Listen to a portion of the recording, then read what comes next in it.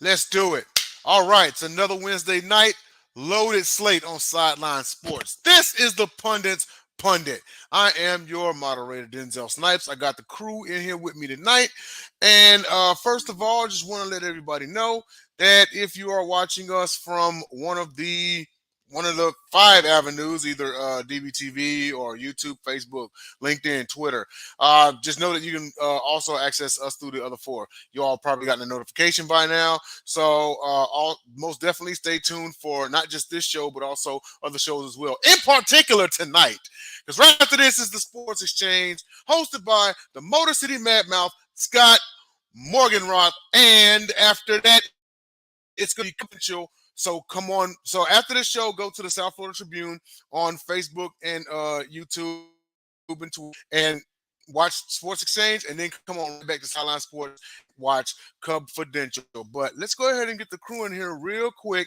He is the architect of this very show, and he has Pundit on Mondays at what time are we going? We going at 7 Eastern. 7 Eastern. This is Jacob Christner. Come on in here, man. Pundit views, but yes, we had that. So views, yes. We're getting some interest. We're getting some interest. It's like last time was Jordan, which was a really good interview. Good interview. We got to know Jordan. Really good. One of our people are Pundit. But it's like I'm starting to build some people, so we're going to see what happens. You know what I'm saying? And then we've got ourselves a special guest since we don't have Jordan tonight, so it's pretty cool. All right. Yep, absolutely. And then also coming on in, I just mentioned him. He is the captain of the South Florida Tribune Enterprise. And he's been to many, many galaxies, and he will tell you all about it. Come on in, Scott, Motor City Mad Mouth Morganroth. Get in here. Denzel, love the intro. Morganroth. That's okay. As long as you get it right in the description. Whatever you say, you get a mulligan. Yep. And Castle and Meadows, thank you. It's good that LinkedIn works. When you get done with this show, hop on over to the Sports Exchange and the South Florida Tribune YouTube channel, and then you'll get a double header for both our networks. So South Florida Tribune YouTube channel, Castle and Meadows. We'd love to see you, and please subscribe so you can get the double header every week. Anyways, we have a great show, and I'm working on trying to get bigger guests on.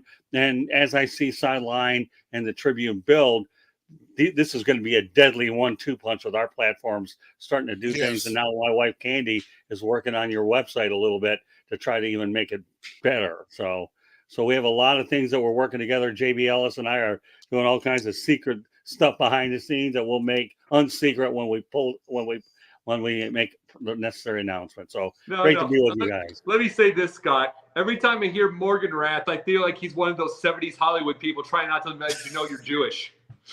Well, for those people that wonder if I am Jewish, my answer to that is I'm a blue-collar Jew in Detroit. So if you think I went to synagogue, no.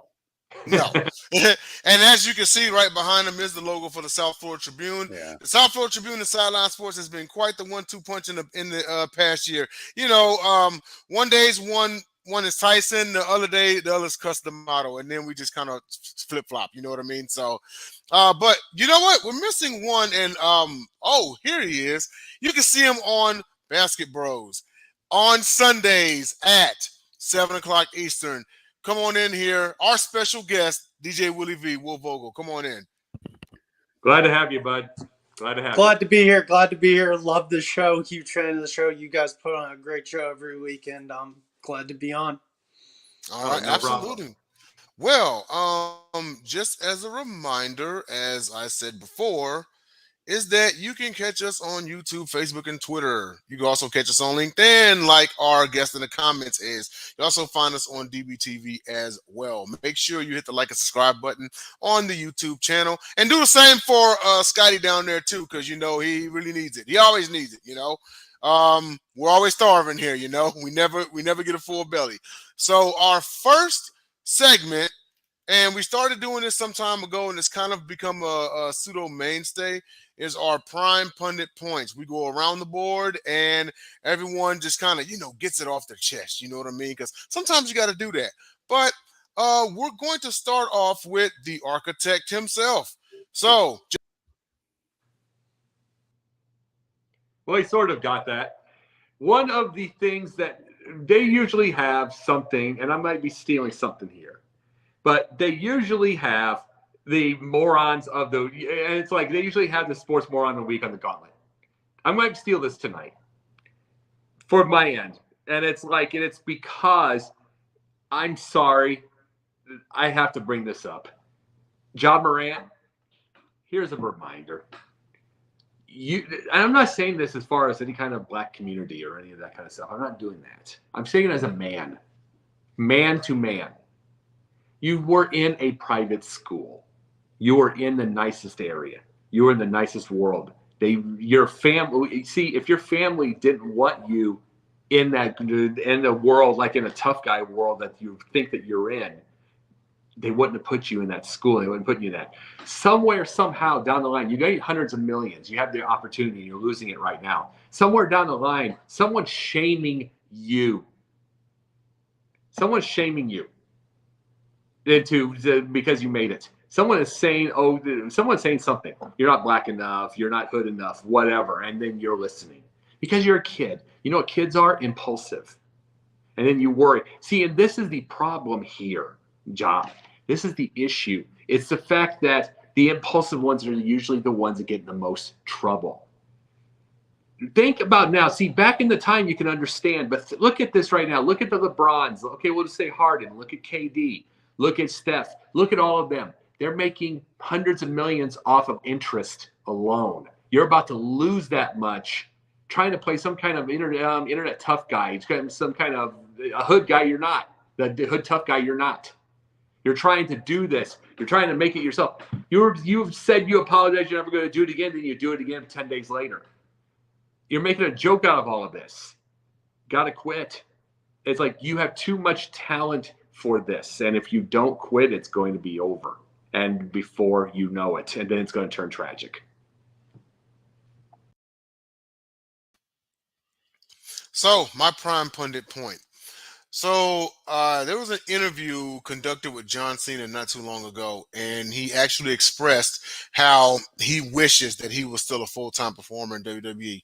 He's 46 years old, and he says, plainly put, that his body can't do it anymore. If you watch WrestleMania just this past Mania, he had a U.S. title match with Austin Theory. Austin Theory retained.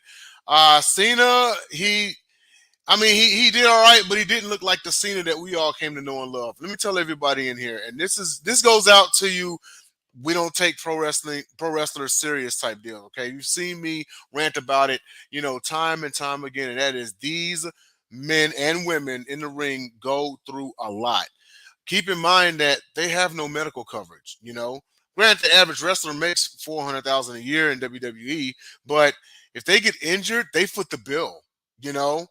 And then on top of that, you got the painkiller addictions, you have the bumps, and, JR once said, well, some, dumbass out there is going to say, well, he really knows how to fall, and I know Jacob remembers that quip, but yeah, there's a reason why the average pro wrestler dies at the age of 53. And, with that being said, and it almost reminds me of that time when Owen Hart died, right? And some pro wrestlers, in particular, Diamond Dallas Page, went on Nancy Grace. And Nancy Grace pretty much assumed that all of them were drug addicts and and that Owen Hart died. Actually, no. It was when Owen Hart died. It was when the Ultimate Warrior died. But she brought up Owen Hart, and she said that Owen Hart died of a drug overdose. And it's like, no. And this pretty much made like national, if not worldwide news. Owen Hart died during a fall. It went wrong. He fell on the turnpost and he died like at the hospital. And this was during a live show. This was during a pay-per-view. It was right before the main event, So anyone who'd even, and somebody, at the caliber of Nancy Grace, who has years of experience in journalism and show hosting and whatnot, she should have known better. So before, and it took Diamond Dallas Page making a fool out of her to get her to realize. So, but my point is this: is like these guys they go through a lot and everything, but also doesn't mean that they don't miss it. John Cena was his era's Hulk Hogan. He was larger than life. A lot of us grew up on Hulk Hogan, and there's this generation now that grew up on John Cena. All right. Well, you know what?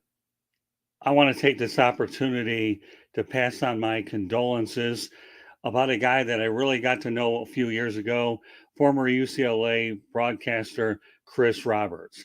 I've gotten to know Chris actually through LinkedIn, and he passed away on Friday due to complications with Parkinson's disease as well as a stroke.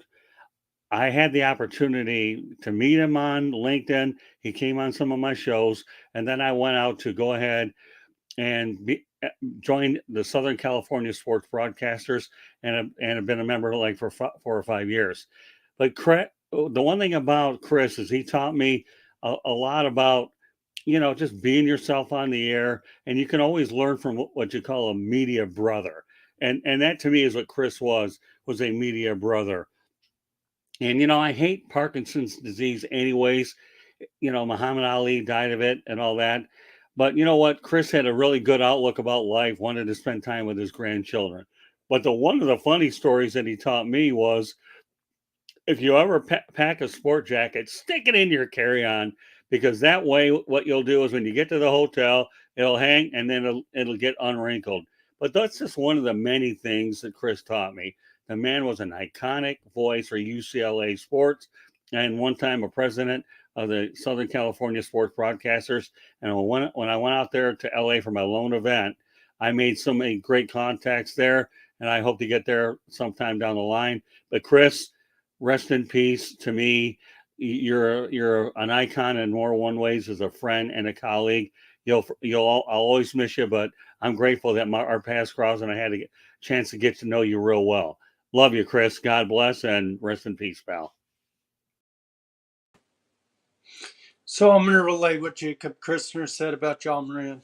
What are you doing, man? What are you doing? You're so hypocritical. You said, I'm done with this gun thing. I'm never going to do it again. I'm going to go get help. But guess what? 10 days later, you did the same thing. So you turned your face back on the NBA and the Grizzlies organization, and you're making a fool of yourself, waving a firearm first outside a Denver area strip club, and then you do it again with your friends. You're not hood. Stop trying to act cool, because it's not cool, because there's so many kids who watch basketball for John Moran and a bunch of other players, and if they see this, it's going to make them impressionable and think, oh, I can do that because John Morant did that. No, you can't. Also, it's really immature. You've done it twice, like I said. Also, your team just dismissed you from team activities. Go get some help. Don't do this ever again, because you're jeopardizing your career most likely. And yeah, pure idiocracy.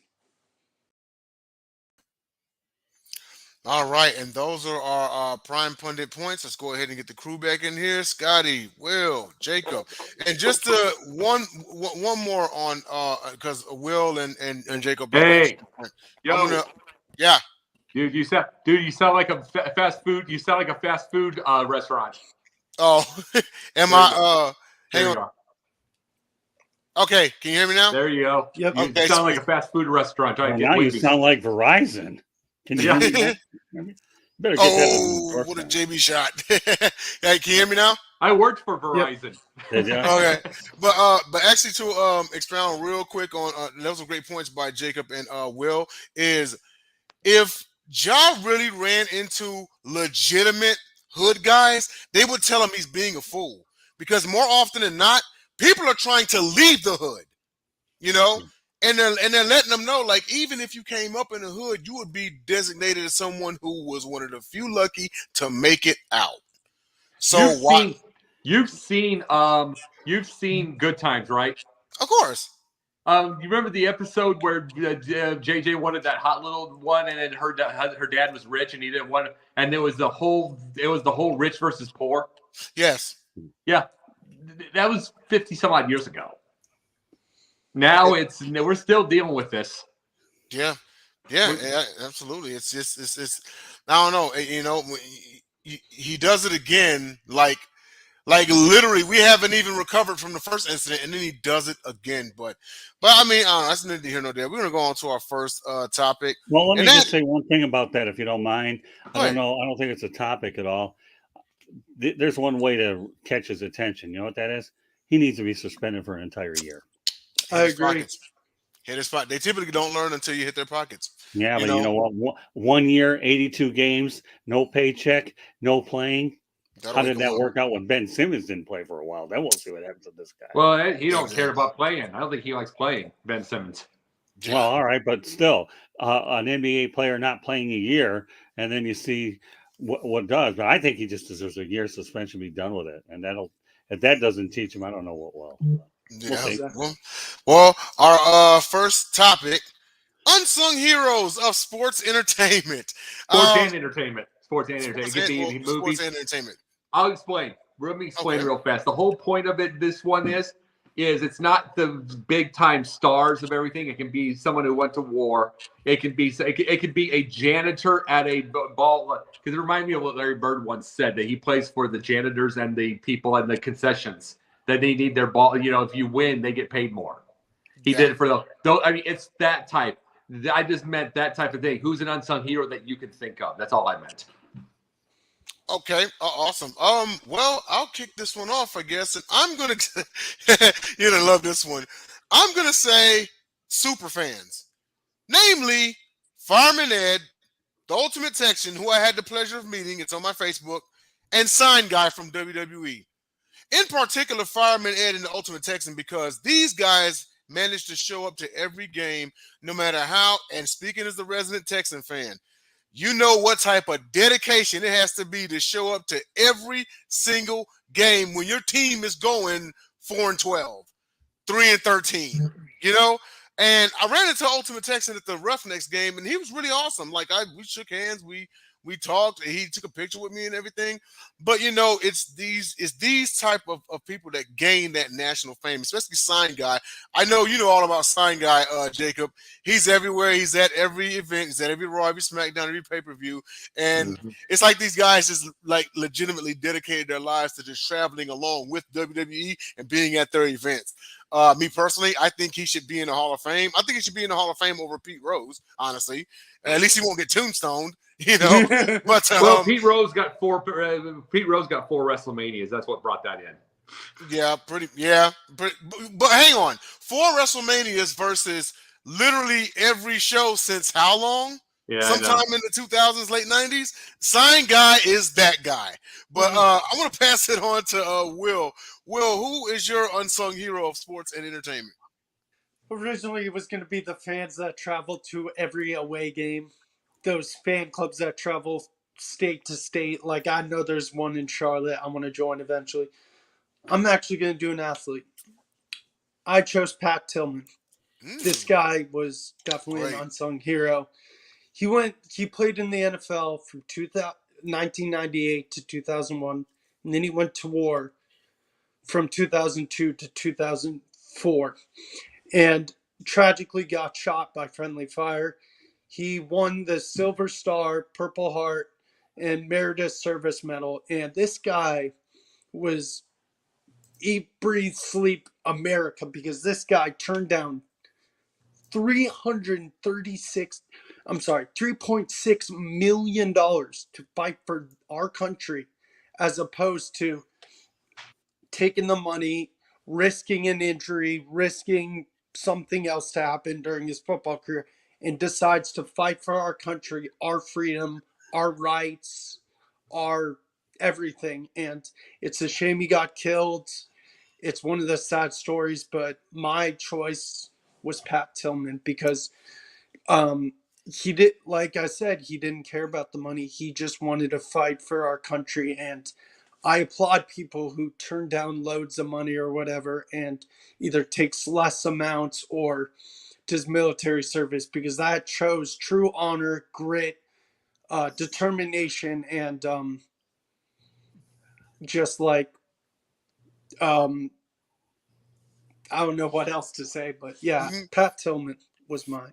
Yeah, excellent choice, man. And you know, we've talked on we've brought up on the Pundit, myself and Jacob, we talked about this, and that is those, Will Scott as well, those who have done something that are bigger than the sport. We talked about Glenn Coffey leaving the NFL and going and being an Army paratrooper. Hell, Rocky Blyer of the Steelers fame, he went and fought in Vietnam. He was wounded in Vietnam and then came back and played football, I actually remember I was in the middle of boot camp when the news of Pat Tillman came over, and our instructor walked in. I think we were at Chow, and he walked in and he told everybody. Then we went back to the day room after another hard day of training, and we all talked about it and whatnot. But undoubtedly an unsung hero. Jacob, on to you. Who do you got, man? Well, I can't. My unsung hero wasn't a war guy, but good job, Will. That was a nice one. It was like, I'll tell you this, though. Going to the wrestling thing that you and I have, bud, let me say this part right now. I want to say Howard Finkel. And I'm going to explain. Yes! Great choice. I want to say Howard Finkel, but let me explain. Everybody knows him as just an amazing announcer. Little nerdy guy with an amazing voice. Everybody knows this part. But, see, I hear these stories from Jim Cornette on the show. Here's what he did. He would wake up at 5 in the morning and get to the office. He would go there. He would be the first there. Now, by the way, just to let you know, he was the very first employee of WWF. He also was the longest. He also was the longest tenured one and remained. Well, at the time of his retirement, no one had a tenure as long as him. Yeah. Well, he had 30. He was at 30 WrestleMania, so he's the most ever. But here's the thing. He would do that. He would be in the office, the only person in the office every single morning. Because remember, Vince did not watch anything else ever. He didn't watch anything else but his own stuff. So he would be in the office listening to all the dirt, reading all the dirt sheet, listening to everything, making what he called the Finkel report and putting them all in. And then he would put it in Vince's box and everybody else's box. Then that's how Vince knew somebody's contract was up. So he could go get them. It was Finkel. He also had an eidetic memory of every road around everywhere in the United States. So if a wrestler got lost, it didn't matter if it was on the middle of an interstate or everything like that. He knew exactly where it was, including the bridge. That's crazy. He'd get them there on time. He'd get them there on time, get everything like that. He would do all that kind of stuff. Meanwhile, you want to know what would happen? He would get bullied by some of the idiots in that locker room because he was a small little bitty nerdy guy. Yeah. And then even Vince had him in that stupid thing with Whippleman and doing all that. And this is what I would say. This is me as somebody who it's like these are the guys that make you $1 billion corporation. Yeah. They make you $1 billion corporation because they make sure that your guys make it there. Your performers, your wrestlers make it. They make sure they make it there, and they do all that stuff. You don't have a show without that. True. And then he did all that, and then he was also the announcer for 25 years, 30 years. And then the ring announcer. And then this would be me. If I found out, and see, Vince is Vince kid. I'll say this part about him. We know he's a billionaire. We know he's an all-time great. He's also an immature idiot. Yes. If this is me and my guy who has an eidetic memory of every road in the whole wide world, who can get my people over there on time, who also tells me whose contract is up so I can go get them, who gives you every piece of news around, gives everything. And if I find out any of my wrestlers are touching him, they're suspended. They are suspended, and they say do not touch a hair on his head. He is the MVP of this damn place. Mm-mm. He is the MVP of this place. And the second time you touch him, he's gone. You are gone. I don't care if you're the big man, because that's the point of it. Those are the people don't understand this because there's a whole idea of money and what the people make billions. But the $1 billion organization really gets built by those little guys.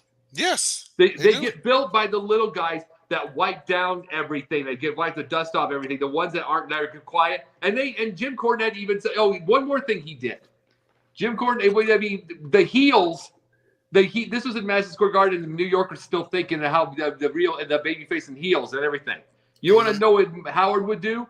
He'd go pick them up at their hotels. They wouldn't have to go do it with their car would get messed up by the fans. Yeah. So he knew every inch of Madison Square Garden, so he would take him to the back doors so they would get there on time with his car because no one's going to mess with Finkel. Yeah. No fans going to mess with Finkel. He would do that. These little things are why they're a $1 billion organization. Mm-hmm. And to this day, those little things. And yeah, so to me, that's an MVP. That is your unsung hero. Yeah. I mean, true. it's fair to say that Howard Finkel. Keep in mind that he's one of the very few to have been employed by both Vincent K. McMahon and Vincent J. McMahon. Yeah. You know, like that's crazy. You know, he literally like helped build that company. You know, he's my favorite ring announcer of all time, not named Bruce Buffer. But to me, I'm just saying this part. It's like maybe because Vince McMahon's an immature moron and he wasn't going to get anything like that. But I'm just saying this. I mean, touch a hair on his head, and touch a hair on his head, and you're going to pay. That's in my opinion, because I don't want him. I don't want to. He was a really happy-go-lucky dude, so there was no threat. Luckily, right. But in my head, I'm like, he's going to walk, and we're in trouble.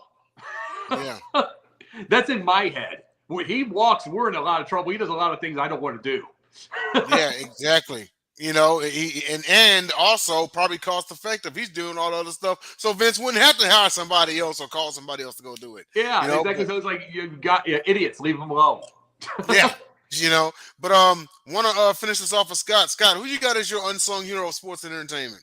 Well, you know, Will, you did come up with the GMTA thing that I was thinking Pat Tillman all the way, but I'm not taking away from your thunder because I got one every bit as powerful as that one. I'm going to go with Steve Gleason of the New Orleans Saints, who is AL. Yes, love I Steve will do Gleason. that. He just turned 46 this year on March 19th, but he's particularly known for his block of a punt early in a 2006 game, which became a symbol of recovery in New Orleans in the team's first home game after Hurricane Katrina. In 2011, Gleason revealed that he was battling ALS or Lou Gehrig's disease. So what can I tell you? You know, here's a guy who has so much to live for, and you know he's hanging around. He didn't give in that quick. You want to talk about one of the most courageous people on the planet? He's that. And you know what? I want to throw in another one if that's all right. And this one hits closer to home. How about Mike Utley, formerly of the Detroit Lions, who ended up? I was at the game where Barry Sanders broke the 2,000 mark, and Mike Utley was on there, and it was just unbelievable. Well, for the most part, the primary one here is Steve Gleason. We all know it. ALS is incurable, but this guy battling his butt off just to stay alive. And what else can you say? I mean, Pat Tillman, Steve Gleason, Mike Utley on the same show. That's why this topic to me is, as J.J. Walker would say, dynamite, but I'm not going to lie, since you brought the Good Times theme up. I had two other real quick. I know this is your guys' show. Okay. Jim Valvano with his legendary speech, and Ernie Johnson going through the death of his son and a bunch of other emotional roller coasters. Yeah, those are good ones. And I met Ernie about a year or so ago over in North Carolina. And you know what? We talked, and he's one of the nicest people I've ever met in the business. I love Ernie. Yeah, that's a not more than you bargained for, but this will give our viewers a opportunity to think about them. So. Oh yeah, absolutely. But yeah, awesome picks for unsung heroes. We're gonna get on to a topic that we actually ran out of time last week, and we're gonna cover now, and that is Rich Paul, and who's the patriarch of clutch sports. I actually misspelled that, but you've heard Rich Paul's name throughout sports and entertainment, and he's known as the most well-known agent there is. He's also known as being LeBron James's longtime friend. I know LeBron James took a liking to him because when Rich Paul picked him up, he had on an authentic throwback jersey of Warren Moon, and and LeBron really liked it and everything, and then they got close. This guy's been renowned throughout the industry. If you need a big deal, he's the one to call. You want to get paid, he's the one to call. You know, it's the reason why he has an agency. You know, He's not just some guy with one or two clients. He has a whole like market out there. So, but I know this is Jacob's topic. Elaborate a little more on why you chose this topic and on Rich Paul and the patriarch of clutch sports. The thing is, knowing that you're around a superhero basically around the world now, like LeBron James, that you would get just live off that. You could live off that by yourself. He's part of the, there's money behind him. There's all that stuff. You could easily just live off that, live off the coattails. He hasn't. He's worked his ever living butt off. He's built it from, it started out with 4 people. Mm-hmm. It has now worked with United Talent Agency in the sports department. I mean, in the sports department, having 23 agents. It now has a clothing line. It now has some of the biggest names you can be able to have. And see, this was Lee Steinberg's world. Not to say he had a clothing line, but this was Lee Steinberg's world. And all of the other world that we've ever heard about. This was their world to be the biggest. He built himself in that world and jumped them. Not because of being an agent, but doing other things. He is going to make everybody else around, whoever wants to get it from here on out, to be an image. Mm-hmm. Not just the agent, an image like that. That's what he built. And it's like, I enjoy stories like this because here's the thing. He is 5 years younger than me. And I want to aim for something that big. Maybe it's a little later than others, but it's like it shows what you have to do. It is constant. Even if you're a billionaire, it's even more work. Yeah. It's even more work. And it's like, and look who the thing is, he's going to be, we've heard of Lee Steinberg and all the rest. He's going to be that probably in the next 5 years as they get older and they retire. He's going to take over the world. We're going to see him with every sport. Because remember, all the agents before dominated one sport. Yep. He's going to dominate every sport. I've always said this I say this to kids when I'm doing mentoring. All our generation, I'm just saying you and I, Jay and Will, and all that kind of stuff. We're the first generation, all of us, ours and theirs, are the first generations that could dream. Yep. They could dream. It's like the Lee Steinberg, we could say that thing, but remember, he basically was one sport. These people that did their thing, one sport. They even though they made it huge, they really didn't jump anything. They really didn't, they really didn't try to, like Vince McMahon did with wrestling, and he basically jumped on everybody and he hopped them. That's what Rich Paul's doing right now. He's hopping them. And maybe he's made some mad or not, but who cares? Because that's what you have to do sometimes. It's a Grant Cardone deal with money. It's like everybody's mad because he hopped them. He hopped the world and stuff like that because he's doing. Grant Cardone created his own. They wanted to make a reality show with Grant Cardone.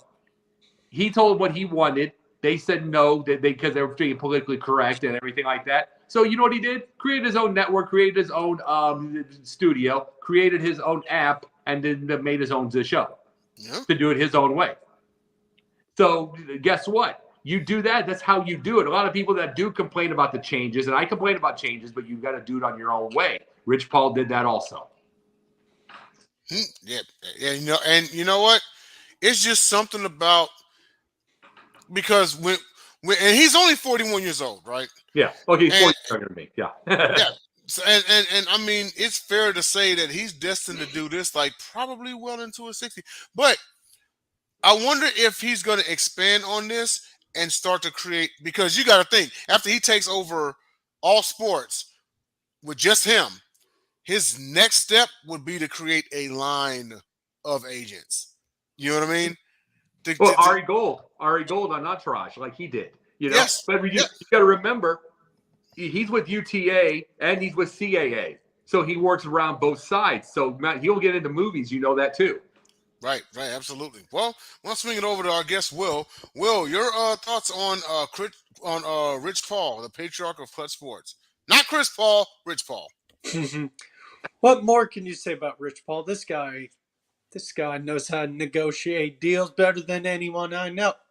This guy represents 40 NFL players. I know that's a small amount for the NFL, but it's 40.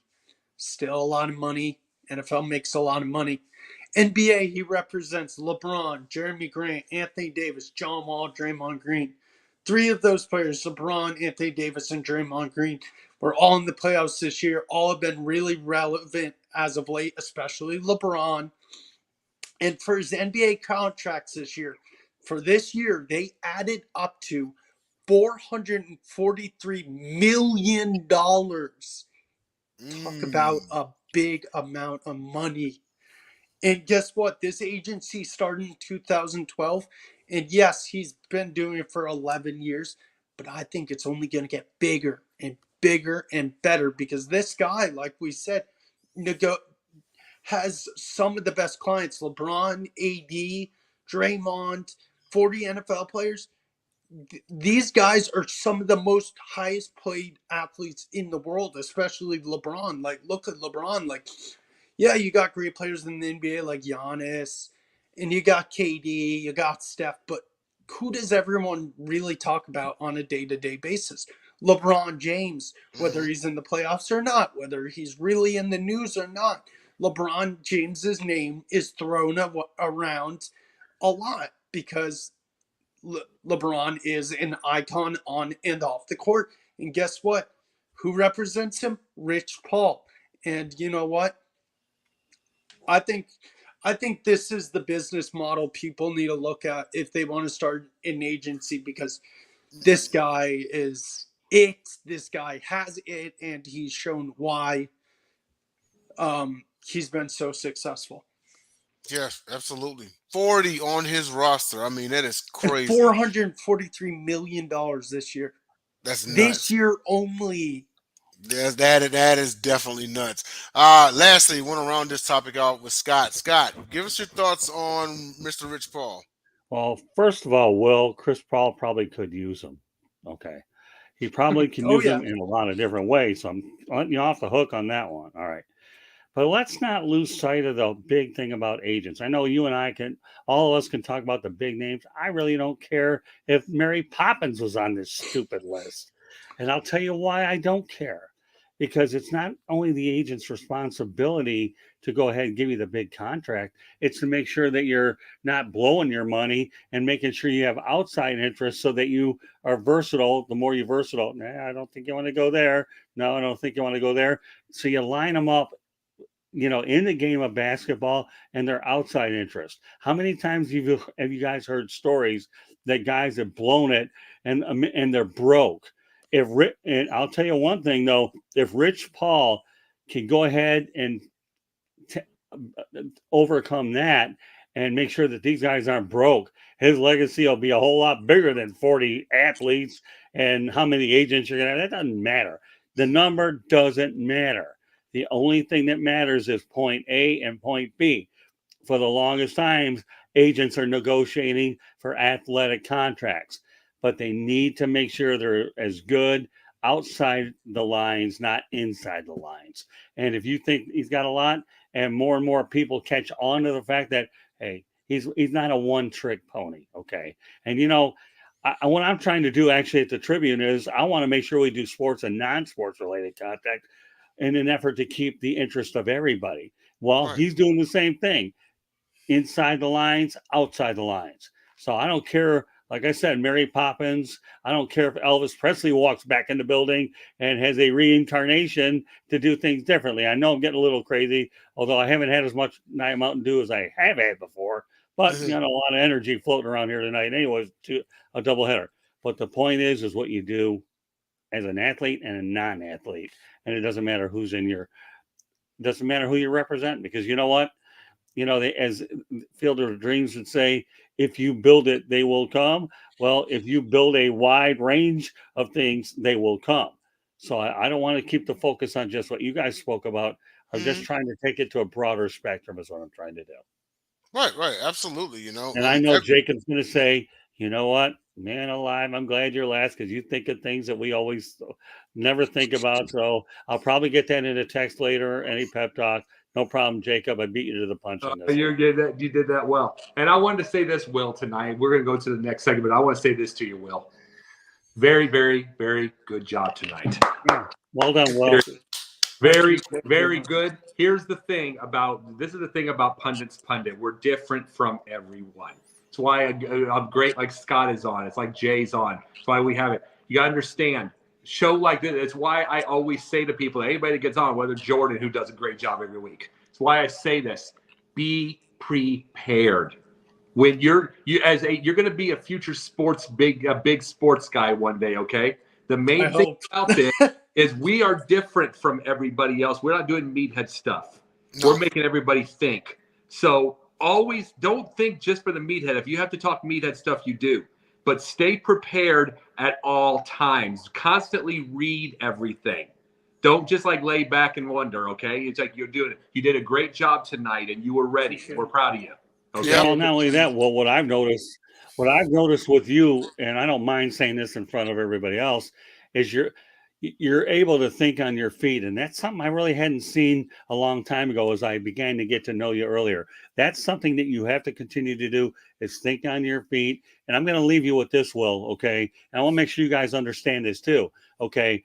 When I got through college, everybody's heard of STP, the motor oil, right? Of course. Yeah, good. That's the obvious answer. Well, you know what? I got a different version of STP that got me through college. You know what that is? Slow down, think, and proceed. And that's what I consider the psychological motor oil that keeps us all going. And, well, that's what you got to do. Keep thinking on your feet. We know your research is good. And then you got to bring it across in a more relaxing manner, not jump everywhere. And you've made a lot of progress in that direction, too. Appreciate it. Great job tonight. And you know what? I'm your biggest critic, and I'll let you know if I think you screwed up or not. And tonight you didn't. You really rose to the top, and we're all proud of what you did. Right, I want you to be as good as you can be, Will. And you know that? It's tough love with me and you, but I want you to be as good as you can be. And that's why I coach you hard. Yeah, it is, And Will, let everybody know where they can find you. Sunday nights, Basket Bros, and then Monday through Friday or whatever, I'm always in the comment section, whether it's the South Florida Tribune or Sideline Sports. You'll see my input. You're going on with Jeremy tonight, aren't you? I'm sorry. Yes, and on Wednesday nights, every so often, I am on Smoking Jeremy B's NFL Roundtable. Tonight, we are talking NFL schedule, our favorite games. So I'm going to do my favorite games and then my favorite team, the Panthers' favorite games. So check us out. But yes, check out the South Florida Tribune. They're awesome, just like us on Sideline. And we couldn't have better partners because the sky's the limit because we're going to do amazing things. Absolutely. Hey, once again, thanks a lot for coming on, Will. And hey, we'll be seeing you soon, all right? I'll see you in the comments. I'll be there any minute. All right. Hey, Scott, I'm glad your thing is not STD. No, I didn't think of STD back in 1984. I don't think Candy would have gone with you otherwise. No, I'm with you all the way, my brother. Yeah. Well, no, I kind of like the STP. I never trademarked it, but you know what? I don't need to trademark everything. What does that mean again, by the way? Slow down, think, and proceed. Yeah. No, he did a great job tonight. He did. Oh, I was proud of him. I'm hard on this kid. I am, and I make no bones about it. I am hard. I want to see him succeed. So if I have to be hard on him and would slap him upside the head, I got news for you. He's handling it a whole lot better, and he's very coachable. That's what I really like about what I've noticed in recent months. Absolutely. Everybody knows it wasn't easy for me adapting to somebody like him, but he's done a wonderful job, and he's accepting coaching. And that's the biggest thing you have with a young prospect, and that's what he is. To be able to be coached, and that's every coach's dream, and he's always that bright spot and eager to learn more. And we've known him for the better part of a year, maybe a year and a half, and every single time he brings it. He oftentimes is the glue that kind of holds everything together. And yeah, absolutely. So once again, great work, Will. And anytime you want to come back, you're welcome. Well, I want to move on to our next topic here. and that is Bison Dele's final moments. Family members willing to do the unthinkable. Now, to those of you all who are not familiar with this guy, he was born Brian Carson Williams, and he played for the Orlando Magic, Denver Nuggets, the LA Clippers, the Chicago Bulls, and he played for your Detroit Pistons. Scott, I'm sure you Right. remember him. Oh, I He do was actually. he was drafted in the 1991 draft. He was the 10th pick overall. He played at Maryland and then transferred to Arizona. Let's see. He did win an NBA title in 1997 with the Chicago Bulls. And see, averaged 11 points a game, 6.2 rebounds, and 0.9 blocks. But the tragic thing about him is his disappearance. He actually, as of today, he's been missing for 20 years, over a little over 20 years, but he's been declared dead in absentia. So the story goes that they went sailing in the South Pacific. It was himself, his girlfriend Serena Carlon, and his brother Miles DeBoer, born Kevin Williams. Him and his brother actually had kind of a tumultuous relationship. Yeah. His brother was the only one. He was the only person involved in the voyage who was seen or heard from after July 8th of 2002, when the last of 3 satellite phone calls from the voyage was made. And then police on September the 6th used a sting operation organized by Dell's family and friends to detain his brother DeBoer in Phoenix. He had forged Dell's signature in order to buy $152,000 worth of gold under his brother's name. He used Dell's passport and identification. Mexican officials found him in a hotel in Tijuana, Mexico. He actually, let's see here, he actually overdosed on insulin, slipped into a coma, and never came out of it. Officially, no one's been charged or anything, behind Bison Dele's death. It's been heavily speculated that his brother has something to do with it. That's what brings up this topic tonight. And I get it, nothing's absolute, but sometimes one has to do their own detective work. And it's like, well, come on now, like common sense. I mean, he was the last one to see them alive. There was questionable stuff in their past with the forging of the signatures, the stealing of the money and everything. But you know what? And this is not just this isn't just Bison Dele, ladies and gentlemen. This is also Jacob. Who was the Carolina Panthers guy that got shot and killed by his wife? Oh, you're talking who shot and killed? You're talking about Ray Caruth, who shot somebody? No. There was his wife shot and killed him. No, that wasn't Carolina Panthers. That was Steve McNair, wasn't it? Charlotte. That's Charlotte, and I'm trying to think for a second. Give me 1 second, okay? Steve McNair? No, it wasn't McNair. That was a football. Okay, that's right. Give me a second. Lorenzen Wright. Oh yeah. No, that was. Oh no. It's Fred Lane. Fred Lane for the Carolina Panthers. Okay, but yeah, there was that. Yes, but it's like there's also Lorenzen Wright. There was also Lorenzen Wright. Also, we also mixed that in. Wife did that to him. Yes, exactly. And what it is it's these greedy family members willing to do the unthinkable if they don't get their way.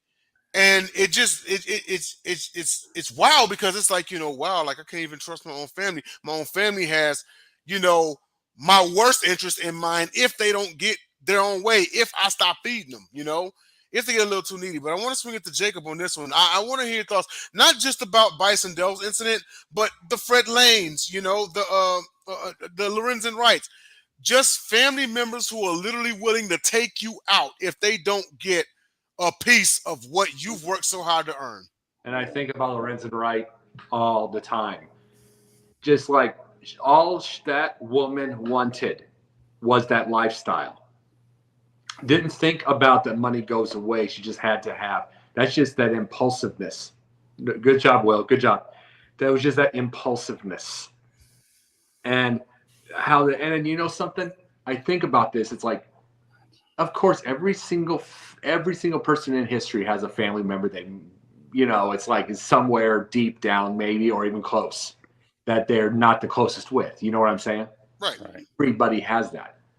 But do you know something? I mean, we all do. But you know something? I could not imagine, even at the least amount, the one I may not see in the longest time, I couldn't think of any family member that would do that.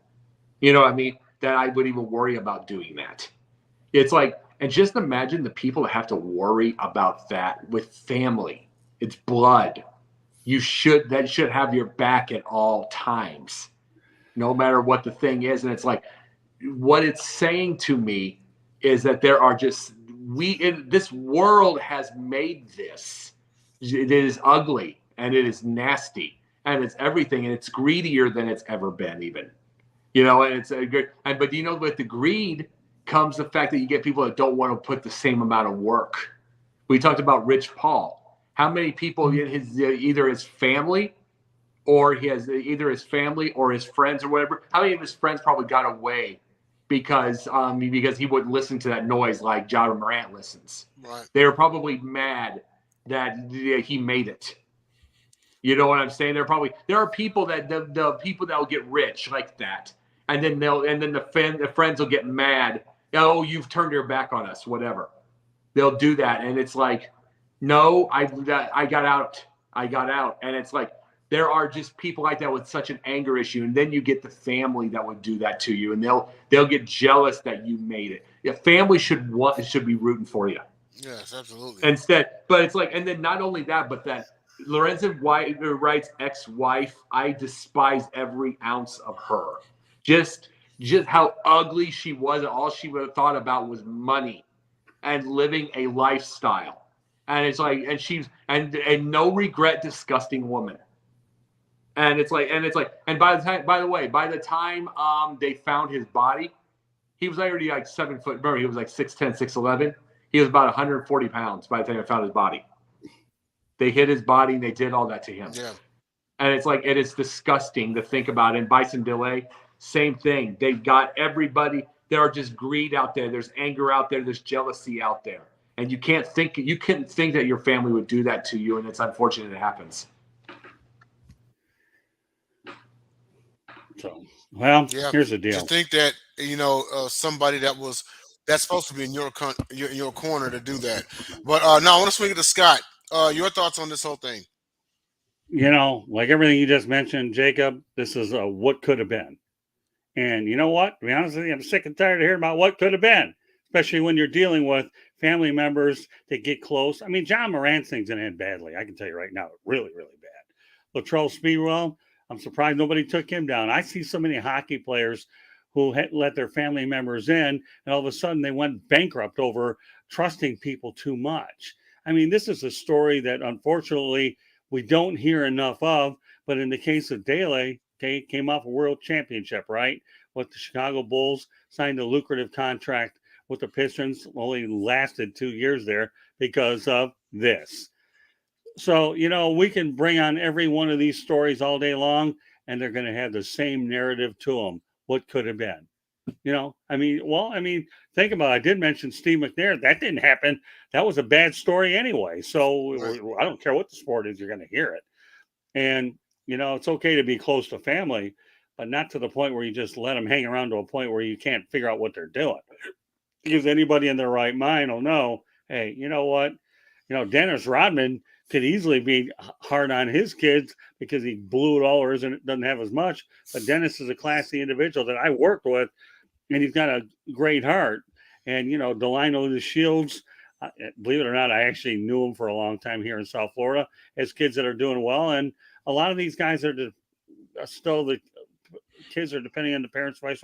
It's all going to end badly anyways. Yeah. But Dele's is just too bad. Pistons thought they were getting a quality player from a divisional opponent that was at a time when they were competing well. They only got 2 years out of the guy. And I hear, though, that Dele had a lot of mental issues, too. So I'm not going to sit here and say that he's innocent. He did have a lot of mental issues. And who knows, maybe he's dealing with a lot of mental issues then. And now we're finally taking mental health serious in sports, which we never did many years ago.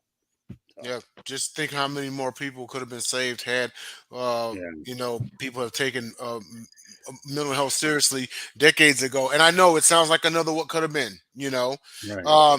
But sometimes the what could have beens can be a great springboard for what will happens in the future, if that makes any sense. You know what I mean? Yeah, well, because when you raise the awareness now.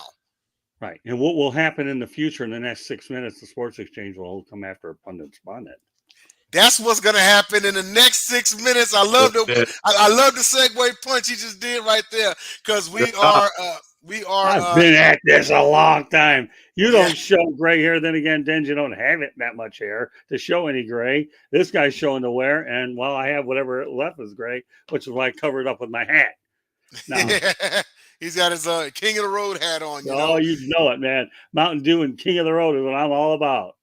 Absolutely. But we do have to end the program. Sports Exchange is next on the South Florida Tribune on Facebook, YouTube, and Twitter. So please get there. Jacob's going to be there, of course, because he's the resident college kid that never leaves Scott's couch. JB's going to be there as the new retiree who mows the grass and just talks on the microphone. Of course, Jeremy Ballwright. Jeremy Ballwright. George Eichhorn will be there, too. George Eichhorn is going to be there. Loaded party. So please, I'm going to be there. I'm going to be in the comments. Pretty sure Will's going to be in the comments as well. Hey, Scott, take it away. What other projects you got going on? Let everybody know. All I want people to do out there here in Sideline Land, just please subscribe to the South Florida Tribune YouTube channel. I'm raising the bar, not only with the great people, my crews, but the guests that I am working on and I've had, and I'm working for a whole lot more. On Monday night, I had one of my best ones of the year, Jerome Jurinovich, a legend over at CNN, sportscaster, and I've got a lot more lined up. Stay tuned and subscribe, please. Yes, and you can see all of us on the bottom of the screen: South Florida Tribune, Jake the Pundit, myself, NL13, and Sports Scoop 1. That is our brother Jordan Long, who will be with us next week. And Jake, real quick, where can everybody find you? I don't know how quick it is. No. Hey, Sunday nights, Basket Bros. Monday nights, Pundit Views. Wednesday nights, these shows, Pundit's Pundit, the Sports Exchange, and the Confidential. I mean, Thursday nights we're going to work on an idea, to get it again more often. But the yin and yang. Friday nights, When You Need Me, and when it's on, stuff like that. It's been 13 times, but the Gauntlet, whenever you guys. And also working, and got a couple of movies I'm actually getting ready and working on, and got a video game show I'm working toward. So I'll tell you more about it off the screen. I'll tell you about it. All right, excellent. But not tonight. And once again, shout out to Will Vogel for appearing on the show. And so for Scotty, Jacob, I am Denzel Snipes. We will see you in 7 days. Now, boogie on over to the South Florida Tribune. Check out the Sports Exchange. And then when that's over, come on right back to Sideline Sports and catch Confidential, that crazy college kid that doesn't leave the couch. He's going to be there too, as well as the guy that mows the grass that's retired and stays on the microphone. So, Scott, Jacob, Denzel, we're out of here. 1.